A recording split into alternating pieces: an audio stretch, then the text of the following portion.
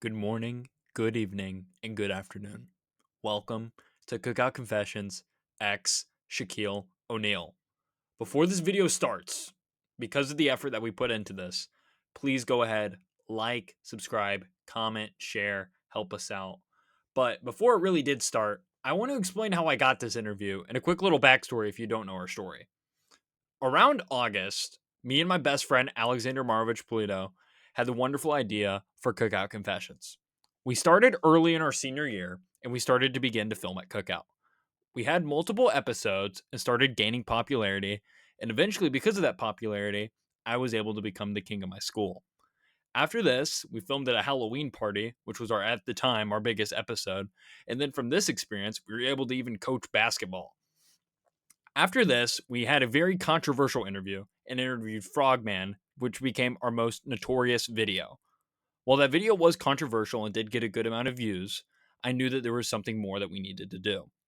After that, we had a Christmas special. After the Christmas special, because of how good the Halloween party did, we went to a holiday party. And then after this, there was debate if we should quit or not. We were at a low point, but from that mentality of us wanting to quit, we had a mass cookout revival, and we realized that people really wanted us to come back. After this, I decided to film at my winter formal. We interviewed a small music artist, and now I've started to begin vlogging. But before this, around the time I interviewed one of my good friends, Omar, I was having some girl troubles, and I was kind of sad. And because of this sad mentality, I was able to come up with a full schedule for our next season 3 of Cookout Confessions. I was able to make a timeline with all of our brand new episodes, and I had the idea for the Shaquille O'Neal episode. I can't explain how I know him, but I had a plug. We had this set up for months. We finally got it, and I really do hope you enjoy.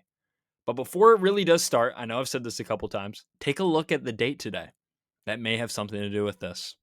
But alrighty. Also, here is a timestamp. After the interview, there is like a little vlog where me and Alex talk about the future of the podcast, and it's pretty funny. So if you want to see that, go ahead and click on this timestamp. I encourage you to watch this interview in full because you hear a lot of stuff about basketball and you learn a lot about public speaking.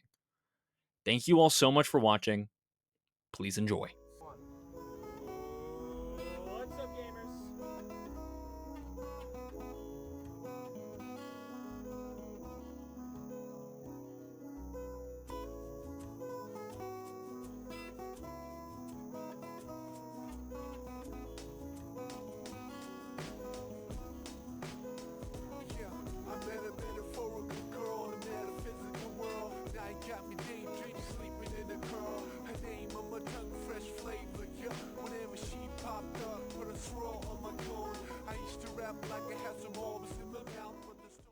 Ladies and gentlemen, Shaquille O'Neal.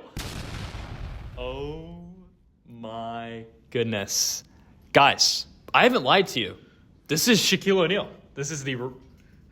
Really? Shaquille O'Neal. This is Shaq Daddy. This is Shaq Daddy. If you don't already know, my name's Cooper Man. I'm your main host. Alexander Marovich couldn't be here, but Jake Rice is filling in the back, but you can't see him. Can you please introduce yourself, good sir? I am Shaq Daddy, but my formal title is Dr. Shaq Marsh. I'm a public speaking instructor here at Mississippi State. Oh my goodness. And your name is, for the record, it is Shaquille O'Neal? It is Shaquille O'Neal Marsh. My middle name really is O'Neal, and I was named after Shaq. Oh my. So let's get into this. Why do you think your parents chose to name you Shaquille O'Neal? I was born in the 1990s. I know that's pretty old, but he was playing at LSU, and they saw how excellent he was as a basketball player, and they said, that's a good name to name my child. And then ever since then, it's been Shaq ever since. Oh, my goodness. So I bet all the time people are poking jokes at you and everything, but I bet you love it. Oh, I love it. I love the nicknames. The Shaqdis, Shaq Daddy, Shaq Diesel. All these nicknames are something I like to play around with people. So with being Shaquille O'Neal, I mean, genuinely, you have a basketball career, I heard, genuinely, right? I really did play basketball. I was the shortest center ever. A 6-foot center playing against 6'5", 6'6" dudes. Oh my! Is this middle school, high school, college? What? This was high school. when you're playing in a lower division and you're, at a small high school like I was at, and you have to play every sport, but I play particularly basketball, and you playing against 6'5", 6'5", 6'6" dudes, I should have been the guard. Oh, for sure. But me being short as I am, 6 feet is not tall, y'all. It's not. So we were talking about your early high school. Where'd you grow up? Like, what's your early upbringing? I grew up in a small town of 2,000 people called Sampson, Alabama. I graduated with 49 people. 49. So let's just say I knew everybody. Everyone knew me, I knew them. So essentially what was happening is each one of us had specific sports we wanted to play. So most of my classmates chose to play football, basketball, and baseball. I chose just basketball. And I had to play basketball. I was Shaq. Yes, of course. So here's the thing, though. When I was forced to be a center, even as an 8-year-old, when I was forced to play the center position, I never learned guard skills. So it was kind of unfortunate for me when I got to the high school level and I didn't have any dribbling abilities. And let's just say my free throw shooting sucked too because of Shaq. I followed his namesake. So obviously high school basketball, but college, did we pursue basketball in any ways, or? There's no way a 6-foot dude is going to play center at the Division I level. And that's not going to happen. It's not going to happen at all. I mean, I will be the shortest ever to be playing the center position. So let's just say I chose the academic route. Of course. So academics, where did we attend college? So I attended college first at my community college, at Enterprise State Community College in Enterprise, Alabama. So this was the Boll Weevils. The Boll Weevils. That's Shout out the Boll Weevils. The Boll Weevils. Let's go. Let's go. Essentially, the Boll Weevils is an insect that eats cotton and it hurts crops. Ooh. So that's kind of unfortunate. So I went to 2 years for there at Enterprise State Community College. Then I transferred to Troy University, where I was a Troy Trojan. Ooh. So I finished my 4-year degree at Troy. I got my master's degree at Auburn University in Auburn, Alabama. And then I got my PhD at Auburn University as well. PhD. So instead of Shaquille O'Neal, you are Dr. Marsh. I am Dr. Marsh. Now, people call me Dr. Shaq or Dr. Marsh. I like when people call me Dr. Shaq, though. Okay, Dr. so Shaq. I'm learning this now because I'm currently one of your students in Comp 2045. Yes. I like when people call me Dr. Shaq. Okay, so I can now refer to you as Dr. Shaq. You do not mind? I do not mind at all. That's your preferred way? That's my preferred way. Oh, my goodness. So, obviously, we started off small town basketball. Then we moved to college, got a PhD. What really made you want to begin teaching? How did this start? Well, it started when I was younger. I had a natural inkling to want to help people. Mm-hmm. So I remember even, this was funny, but I learned to teach by teaching my little sister different things. And I remember when we was growing up, I taught her like English skills and math skills, and we played school. I was like, really? As I think about it. But it was my natural inkling to want to help others. Mm-hmm. And then I also want to see others succeed. Oh, for sure. So that's my goal as a teacher, is to make sure that you are better than me. I don't want you to be a replica of me. I want you to be better than me so you can make more money than myself. That's what we heard on the first day. Yeah, that's my goal, is to make sure that you make more money. So obviously we chose the college route. How come no high school or elementary or middle school? Just don't want to mess around with that at all there. Let's just say I have more freedom in the classroom. Of course. To explore ideas. And I don't like state testing. That's a fair point. You like being in control of all your stuff? I like to be in control of all my stuff. And here's the honest truth. I don't want to deal with parents. In college, I don't have to deal with parents. But in high school, you have to deal with parents. And I'm not about that life. Oh, my goodness. And you always told us this in class. But again, how many years have you been teaching? I've been teaching for 14 years. 14 years of teaching. 14 years. I'm a veteran, but I still feel fresh. Has it always been public speaking or any other subjects? Or So mostly in the communication studies discipline. So I can teach adult education as well. Okay. But specifically, I teach public speaking, fundamentals of communication, argumentation, and debate. I love argumentation and debate. I love when people argue in a critical manner. Respectful manner. Of course. But everyone has different ideas of how things should be approached. So that's the good thing about the world we live in is we can have different ideas. Business and professional communication. So how do you communicate in a workplace? And then interpersonal. How do you communicate with another person? And how does that play a role in your personal and professional life? Oh my goodness. And we were talking about you teaching and all of this. When it comes to your teaching, what made you lean towards public speaking rather than any other subject in general? Let's just say I'm not good at math. There's no math skills in me. There's no science skills in me. I know I'm a people person. Oh, for sure. I'm a people person. I'm interviewing you. Exactly. Being a people person is going to help you get jobs. So you can have the best technical skills that you want to. So science, math, all those are good, hard skills to have. But if you can't connect with other people, you're not going to be an effective person to live with or work with. So that's the reason why I chose specifically COM, because I want to teach people how to be effective at communicate with another person, whether it's one-on-one in a small group or even online. Yeah. So communicating online is a huge thing that's emerging. So that's what you're doing right now. Yeah, we are filming a podcast right now after class. It just ended. Right now. So I'm trying to teach people how to communicate effectively, even in online settings, because this is going to go out to your followers. Yes. And they're going to see it a little bit later, but it's still a form of communication. For sure. And because of all of this, how would you say people can effectively communicate online? What are the ways to be able to do that? Well, the first way is know who is your audience. Who are you talking to? So I know you might touch to an anonymous audience, but at the same time, who's your target demographic? Is it going to be specifically 18 to 20-year-olds? Is it going to be high school students? Is it going to be people over the age of 50? The way you communicate is going to be dependent upon your target audience. What do they need from you? What do you bring to the table that they don't currently have? So, like with this podcast, podcast you have here, you are targeting people who are enjoying the themes that you're investigating.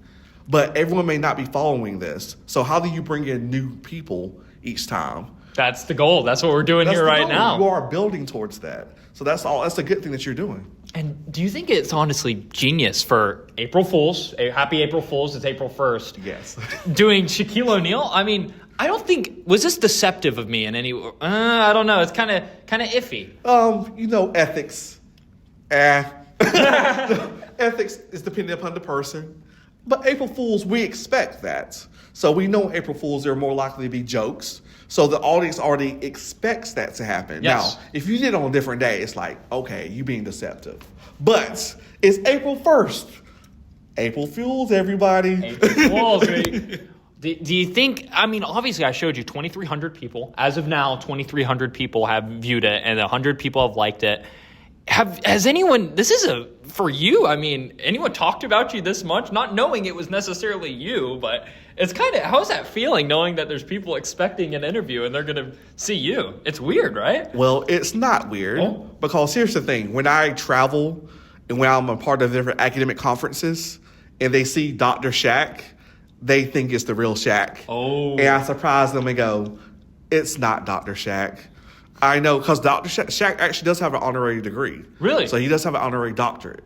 So he does have a doctorate degree. Do you know how did this happen? So I'm not sure, to be honest, but I know he does have an honorary doctorate degree. So he is Dr. Shaq, though. And you're Dr. Shaq. Yeah, I'm Dr. Shaq. But when I travel to conferences, people assume that it's the real Shaq, and I'm going, no, I'm about 12 inches shorter than him, and I'm not rich. I work in education. But obviously being Shaq, I mean, what benefits does it come with being Shaq? Oh, I love the benefits. I have a story to tell, first of all. Let's hear it. So I love when I'm able to talk to people about how I was named. So that helps out a lot. Yes. But also, people recognize who Shaq is. Shaq is everywhere. He's in a lot of different commercials. So people can anticipate that Shaq is a major figure, so I can have something to converse with people about. So that's a good thing about being named after him, is having this namesake that I'm following. It's a good story. It's a good story to tell. And I love the nicknames. I love when people come up with different nicknames. What's the best nickname you've ever gotten? I actually like Shaq Diesel. Shaq Diesel. Shaq Diesel is probably my favorite one. Shaq Daddy can be a little bit weird. Yeah. A little bit weird. I would kind of find it weird if I referred to you as Shaq Daddy. Yeah, Shaq Daddy is a little bit weird. Maybe after I finish Calm 2045, I maybe call you Shaq Daddy once a year. Yes, but Shaq Diesel is like, I love Shaq Diesel. It communicates strength. Like, yes, I'm Shaq Diesel.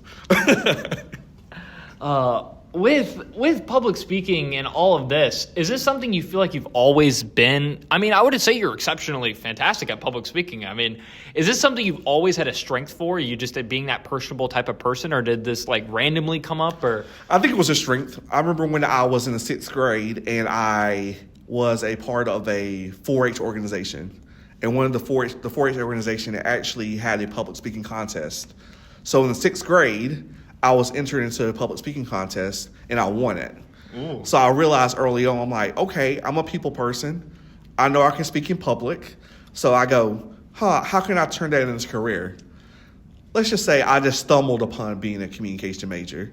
Not something that I thought I was going to do, but it's something that I knew was a strength of mine. So therefore I'm like, let me pass on this gift to other people. To spread the knowledge. Spread the knowledge. So to the next generation. Correct. And that's my goal. I'm the next generation. You're the next generation. And I want you to be effective communicators, because communication is the key to everything. No matter what job that you're a part of, in your personal life, particularly in your personal life too, is communicating effectively. Because you all need to be on the same page, but also professionally. It costs companies so much money when people miscommunicate. So I want to make sure that you're effective at it so you don't cost your company money. Oh, for sure. We were talking about this the other day in class of getting people. Oh, that was an intense debate. It was the getting people out of class for taking them out of work because of things that they say online. The things they say online, yes. So should you be able to fire somebody about something that happened outside the workplace? Do they have the freedom of speech to say whatever they want to say? They may necessarily. That's protected, right? By it depends on the company. Yeah, because they're private companies. Private and public companies. So this is the First Amendment, public places. Private places are different.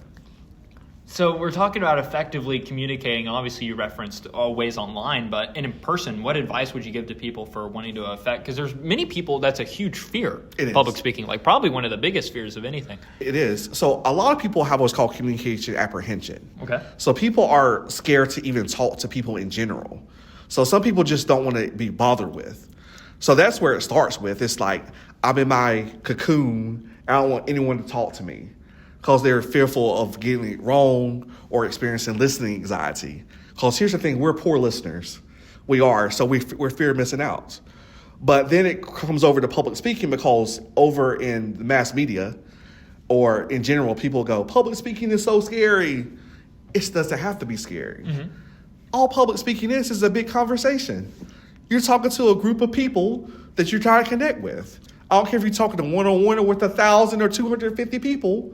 You're still communicating and have a conversational tone. You're a human. I'm a human. Let's connect.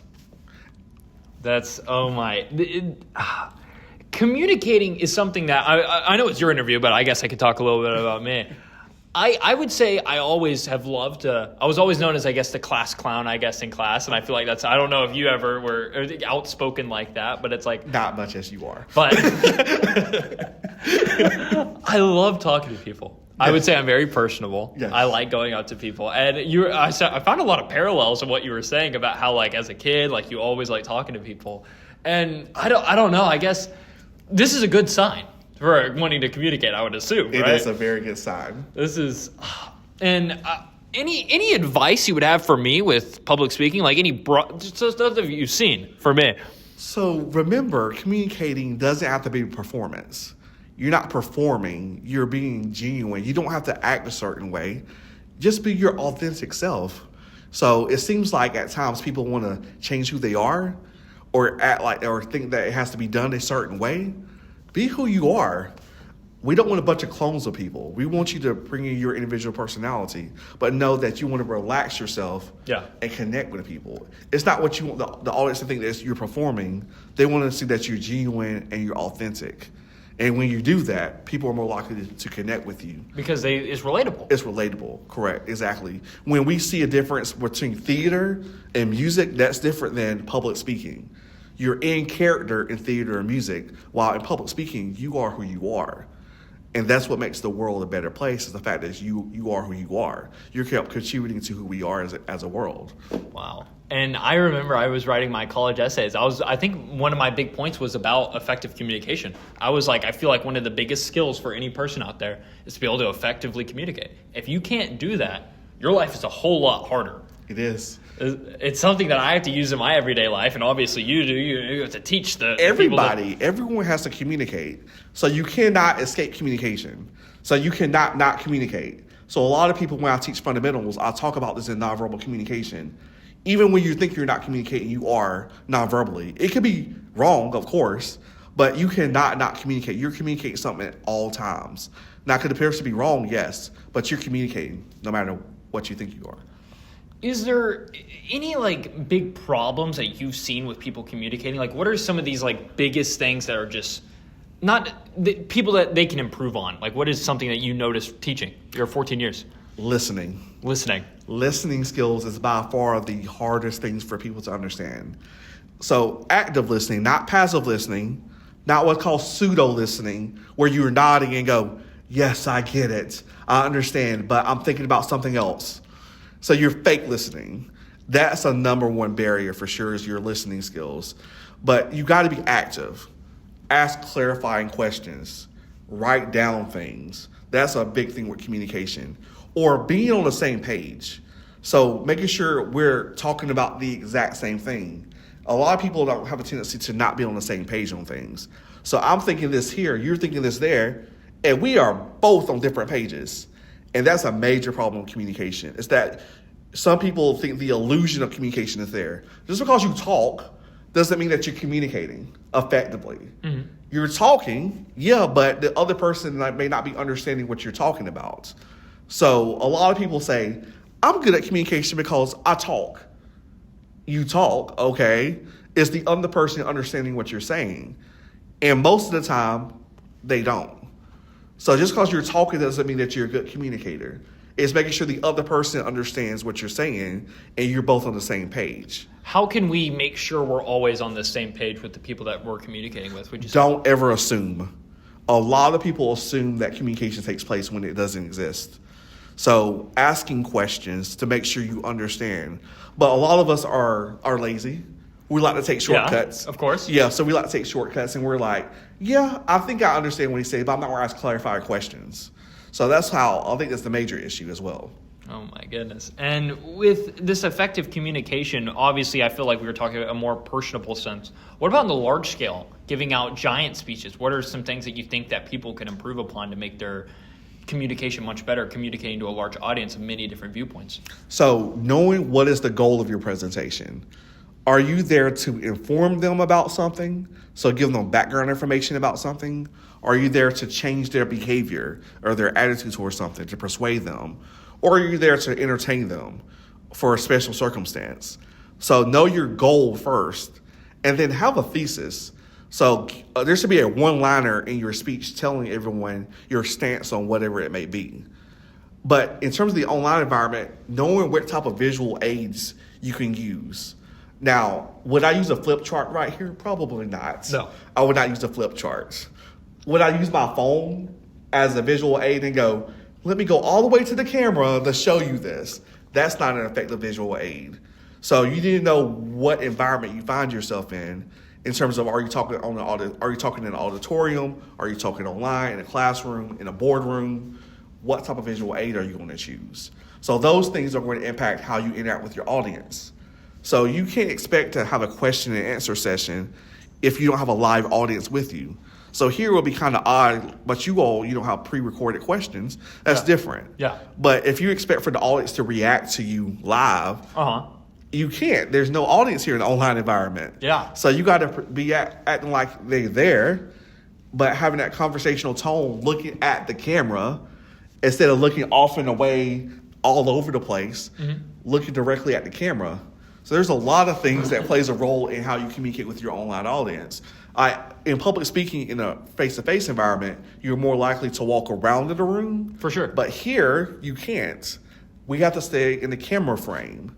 So it would be odd if we were going back and forth in and out of the zoom angle. Yeah. If we were moving around doing all this. Correct, exactly. So all those things play a role that people don't think about when they're getting ready. And also the attire in terms of what clothing. You probably shouldn't wear bright color clothes. So I wouldn't wear a lime green. That will be odd. That could be pretty distracting. Pretty distracting. An orange that's very bright. There's a lot to think about in the online environment where you're communicating. When have you had to communicate online, would you say? Oh, it happens all the time. So when I'm leading meetings, I often have to communicate online to my fellow colleagues or people at the college or even outside the college. Or if I'm presenting at a different academic conference outside the state of Tennessee, I'm communicating online as well. So this is everyday life. But here's the thing, you do it all the time with FaceTime. Yes, that's the truth. You're communicating. So what does the lighting looks like? Things like that. That plays a role in how you're going to communicate with people as well. Oh my. And with you talking about how you've presented, because I assume you've probably presented hundreds of times. Yes.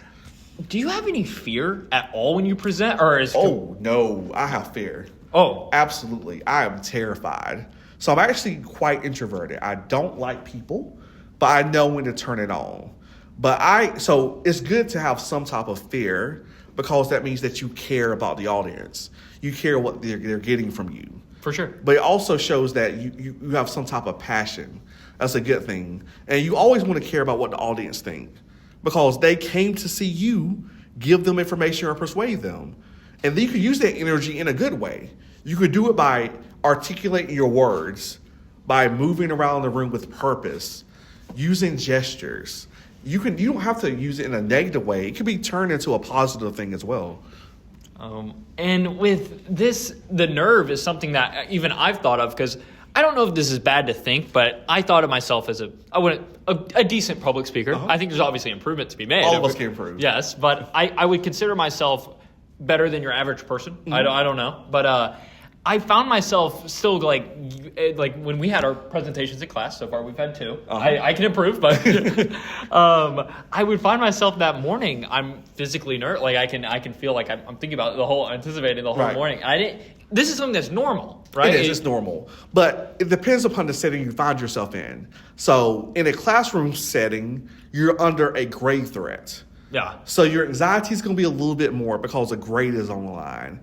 But in other situations, you're choosing, like for this right here, you're choosing to do this. So it's okay to have some anxiety because you want them to care, but your anxious level may not be as much. And that's okay, but you can have some type of anxiety. But it depends upon the topic too. All those things are going to play a role in how your anxiety is faced. Wow. And with how can people cope with this anxiety or nervousness that they may feel? Because this is probably the biggest deterrent in public speaking. It is by far the biggest fear. I've been teaching this for 14 years, and everyone experienced the same thing. So the first thing is building community. So just know that you're not in this alone. So every one of us understand that this is a challenging situation. And it makes sense to feel that way. And that's okay.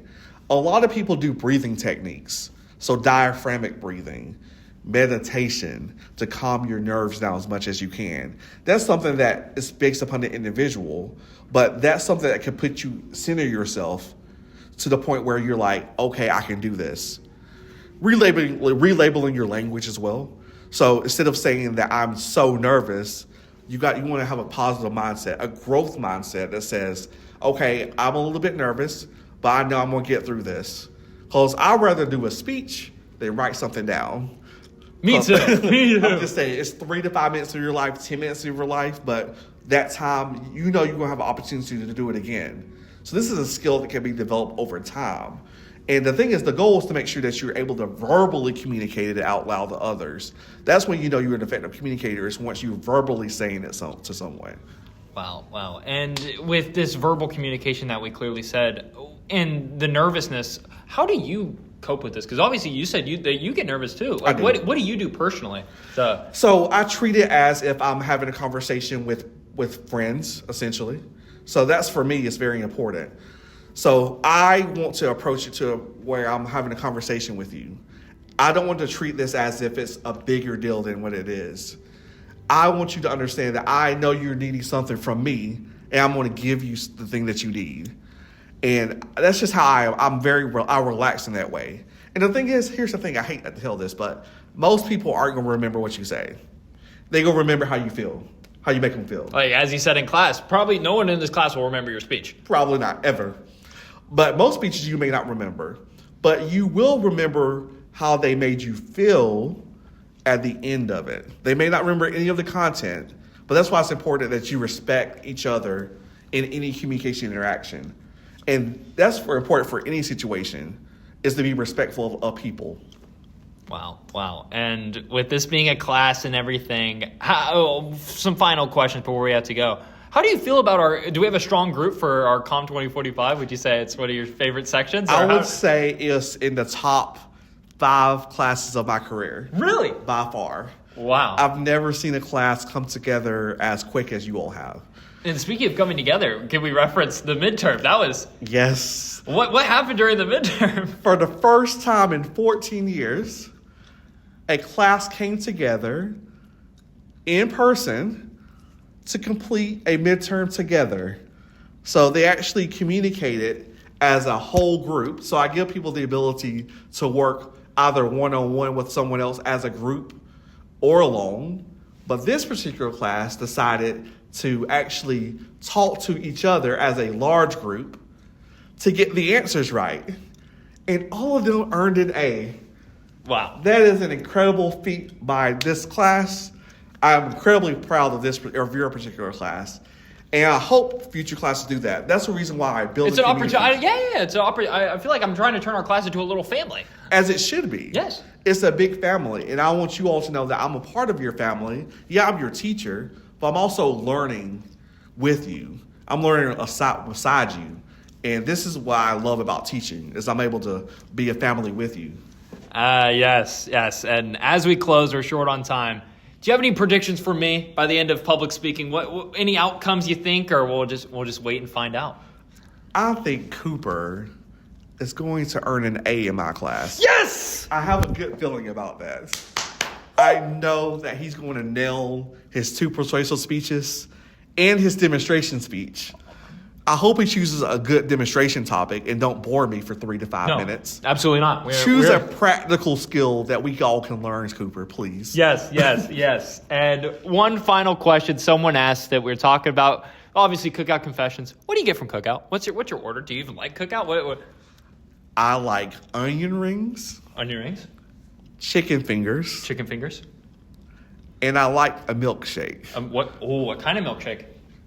I like cookie dough. Cookie dough milkshake. I love it. Well, you just heard the Shaquille O'Neal meal. Now, we're filming this way before this, and we may play some basketball in the little cut right here, but I don't know. Thank you so much for your time, Dr. Marsh. Thank you, Dr. Cooper. Shaq. Dr. Shaq, that's right. Oh, my. We'll see ya. Hello. Hi. You just got done either watching the Shaq interview, or I put this at the beginning. I'm not really too sure, but we are right now at Alexander Marovich Polito's house. He has this cold tub right here. He's about to go in. It's going to be fantastic. You're going to watch him suffer. This is like the post-credit scene so we could get Alex in the video. But, I mean, it was an April Fool's joke. I was able to fool a bunch of people. It was hilarious. Like the video if you haven't already. Let's see this. We're right now running. We're going to go find Alex. Oh, what is your name? Quincy Baxeni. Okay, I'm on the driveway. Cold plunge. I'm not gonna quit. Hey, who do you I'm not quitting filming, bro. Hey. Who do you think you are? Who do you think you are? You came to my Yeah. house. Hey, we're going. Hey, run. Why weren't you in the video? This is your punishment for not going in. Okay, this is enjoy the content. all right. This is your like and subscribe this is for your my interview. So, suffering. all right, we'll Okay. bring this up now. So, you want to Okay. maybe quit doing Cookout Confessions? What's going on? Yeah, guys. I think at the end of summer, I think I'm done with Cookout Confessions. So for the rest been of a long journey. so we'll see you during the summer, is what you're Yeah, saying. we're still. Oh yeah, But in August we're done. I think so. What are you gonna be doing with this extra time? What the heck, bro? I'm gonna, starting a business. Starting a business? Yeah, I'm gonna. Come on, fight through the pain. I'm gonna try and make it. Yeah? What's this guy doing? He's over here. Why are you crashing out? You're not Summit. What do you think about Summit Elias Smith? Summit Elias Smith is one of the best people ever. Did you hear about him crash? Wait, What's the timer? Oh, hey, don't worry about it. Keep going. Keep going. Oh my god. All right, hey, you got to lock in. You got to Oh my lock in. gosh. Okay, what's your favorite Okay, Cookout keep Confessions going, episode? If I'm being honest, I have to say the Mass Revival. The Mass Revival, The Mass really? Revival, That was yeah. your. All right, It what was made that one the amazing. best? Cookout Legend. Oh my gosh. Oh, you like the self-proclaimed Cookout legend? Oh yeah, the self-proclaimed Cookout Legend is one of my favorite characters. Who is your least favorite character on Cookout Confessions? Oh, that's a tough one. Come on, think of one. Think of one. Okay. Call out someone. Call out someone now. Dude, Will Too Rich. Sure. Will Too Rich. Oh yeah, Will Hassara. How Will come? Too Rich. He's just- he always tries to act like he's the best man. He's like the guy. But he fell off, man. Yeah. What happened to the rich? Oh yeah. Did we bring you into 2025? Yes. Yes? We brought cold plunges into 2025. Is this bringing you back? Oh yeah. All right, give us a little flex. Can you Okay. flex, or you want to say it? Yeah. Oh. Any hints for the future Cookout Confessions that you can get to people? Dokuma do. Oh, wait, that actually is it. When can we expect that? What time period? That's summer. Oh, Summer 2025. Summer 2025? 2-5. Okay, what if we blow up during the summer? Are you gonna keep doing Cookout Confessions, or are you still gonna stop We'll no matter think what? about it. We'll think about it. So it's not for sure. No. I mean, It's either we go it's like- viral, okay, it's up to you. It's up to the fans. It's up to the fans. What do the fans have to do? If the fans make it go viral, and they make us start getting money, we might continue Cookout Confessions. Are we gonna do Cookout Confessions? Please like for my suffering. All right, are we gonna do Cookout Confessions? Alexander Marvich Polito? Oh yeah. Yeah. That's in the mix. What are we gonna bring in it? This What vehicle? might be it. Oh. All right, 3, You're out. Oh! He's getting prepared. Woo! Oh! What is your name? What is your name? No. My name is The first 30 fight. Fight it. My name is Quincy Baxter. I'm 9. Dip for the moment. I'm 9'11". I'm 9'11" inches. And I pickleball's better than tennis. So do you like Cookout Confessions? Yeah, it's okay. What's your favorite episode of Cookout Confessions that you've seen? I kind of thought the 4th of July one was kind of funny. The American. The USA one? Yeah, I thought that one was kind of funny. Weren't you interviewed in it? No, I was just like running across the whole time and getting in shot of the mirror or the view. Do you think that Cookout Confessions has fallen off? Yes, no one cares about Cookout Confessions. Like, Okay. Do you see yourself ever wanting to be in another Cookout Confessions episode? yeah, that'd be okay. I like the vlogs more, to be honest. Really? So you're saying more vlogs, less episodes? Yeah. Also, bring back trampoline night. Aaron, do you have any advice for me? I feel like you're wise. Shave your mustache. Does it need to go? Does it? Shaquille O'Neal, do you think it was a good April Fool's troll, or do you think everyone's gonna get mad at me? I'm getting dizzy. Do you Why think? is my eyes turning black? Do you think that Shaquille O'Neal was a good troll, or do you think? Yes, I think it was, but I feel like it could go on a downside because after that, people are gonna be like, "Oh, this guy isn't even real." What was it? April Fool's. Dip your head in. So we can. Okay, if you made it this far in the episode, this is the reward. We're getting in the cold plunged. Ooh. My name is Cooperman. I love filming Cookout Confessions. You are the best fans in the world. Listen. Wait, submerged though. Listen, Shaquille O'Neal, it was a very fun interview, okay? I really like Shaquille O'Neal. He was a fantastic public speaking teacher. I love Cookout Confessions. I've never been at a cold plunge before, and it's kind of like therapeutic in a way. That is therapeutic. But, yeah, no, I hope it was a great April Fool's troll, because, I think we make the best content in the world. Alexander Marvich Polito, he needs to be in more episodes. What the heck's going on? This is no good. But here, ask me some questions. All Let's see. right. So what's your favorite memory from Cookout Confessions? Favorite memory from Cookout Confessions? I would probably say the whole concept of the first Halloween party was really funny because everything was like really spontaneous, and I really liked everything that happened in that. I really enjoyed all the people that we've met from Cookout Confessions. Yeah. There's been so many people that I just would have never talked to in my entire life. Because of Cookout Confessions, I was able to meet them. And like certain people I'll shout out is like Big Ton. I don't think I'd ever meet you. We can go in even Wilty Rich. Well, you brought up Wilty Rich. You have beef with Wilty Rich. I think he's a cool guy. The self-proclaimed Cookout legend. He's cool. Graham. Shout out Graham. Maybe some things are going on. We don't know. A special someone. But yeah. There's a lot of people that I think I would have never met from Cookout Confessions, but because of all the opportunities that I have, I thank you all so much. And, Alex, he has some discrepancies about continuing, there's whatever, but, I'm sticking around, I'll be a business major. I won't be doing 2 minutes. We got 1 more minute left in here, but, yeah, we'll be filming more episodes. We'll get more stuff out. We got a crazy summer packed on. We'll have season 4 coming out, maybe a movie. I don't know. There's a rumor of a movie. We're feeling, honestly, this is kind of chill. I like it. I'm shivering, but it's it's good. A hunting episode. Oh, and then I have to do the head of the water. That's the worst part. Only at right now we're getting 50 degrees. I don't know if you can see it. 50 degrees. 50 people need to like and subscribe to this video. That's what we need. But yeah, plenty of content coming soon. What's your favorite upcoming project that I could tell you all about? Yeah. Well, a personal project, I think the Pigeon Forge episode, if that actually does work out, that would be really cool. Always excited for the Squid Game. If we do The Bachelor, that would be really fun, but maybe because of people I'm talking to, probably not. Let me think of anything else that people should be looking forward to. Just stay up to date on the Instagram. We'll be doing great stuff on the Instagram, but hopefully you all don't hate me too much for the April Fool. This is my punishment. This is my punishment. I'm gonna cold getting punished. This is terrible. I hate Cookout Confessions. 50 degrees. Come on, it's not that bad. Okay, Aaron. You're the one shivering. It was fresh out than me when you first got in. It's actually okay. I'm so cold that I feel hot. I think I'm hyperventilating. All right. Here we go. All right, Go. Like, subscribe, comment, share. We'll see you on the flip side. Start off as joking. Now we're getting more serious. We'll see ya.